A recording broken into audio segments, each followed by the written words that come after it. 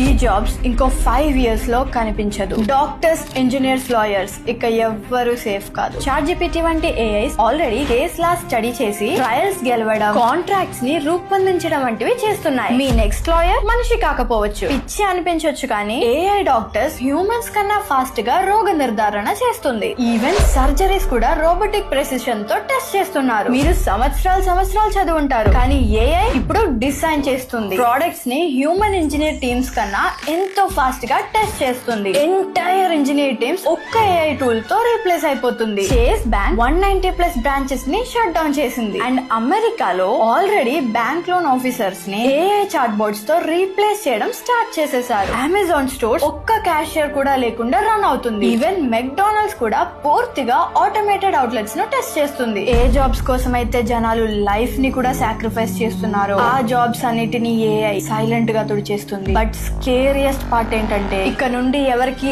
ఎక్కువ డిగ్రీస్ ఉన్నాయని కాదు, ఎవరైతే రీప్లేస్ కారో అదే మ్యాటర్ అవుతుంది.